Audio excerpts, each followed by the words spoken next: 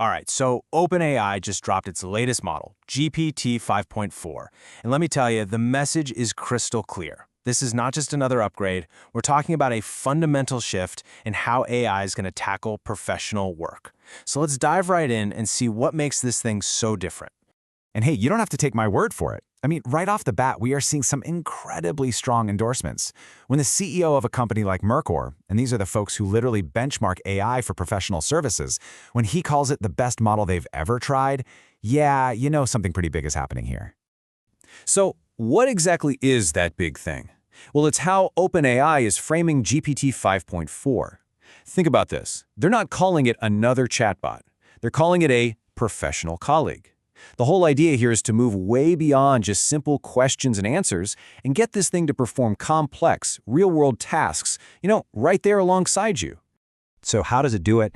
It's really this powerful combination of three key abilities, all fused together.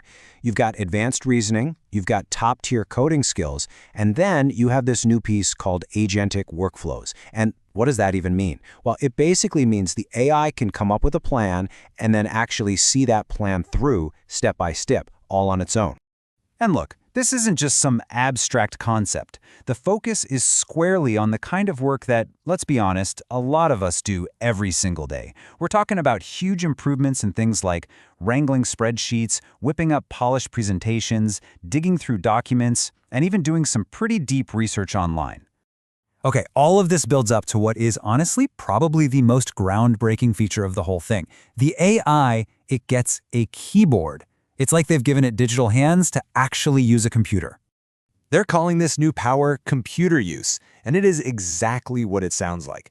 The model can literally see your screen, understand what it's looking at, and then, well, physically, or I guess digitally, use the mouse and keyboard to operate software, click buttons, and browse websites, just like a human. And this right here, this chart really puts that massive leap into perspective. So, on a benchmark for regular desktop tasks, the previous model, GPT 5.2, was at about 47%. Okay, the human baseline, that's around 72%. But now look at GPT 5.4, 75%. It doesn't just catch up to us, it actually surpasses average human performance on these kinds of tasks. That's a huge deal. So the big question is, how on earth did they pull this off?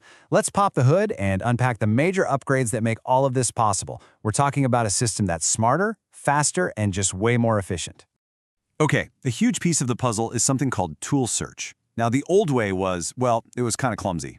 Imagine having to load every single tool an AI might need right into its memory from the start. Super slow, super expensive. The new GPT 5.4 way, so much smarter. The AI just searches for the exact tool it needs right in the moment it needs it. This is a massive, massive gain in speed and efficiency. Then there's the memory. GPT 5.4 has what's called a 1 million token context window.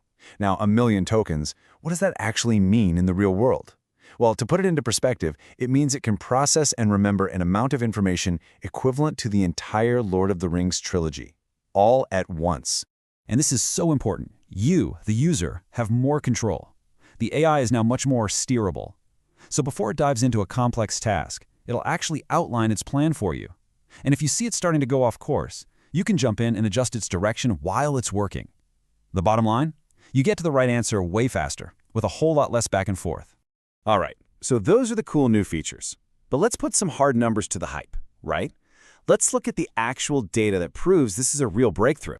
So on this benchmark called GDP-Val, which tests performance on tasks from 44 different professional jobs, GPT 5.4 either matched or flat out exceeded the human professionals 83% of the time.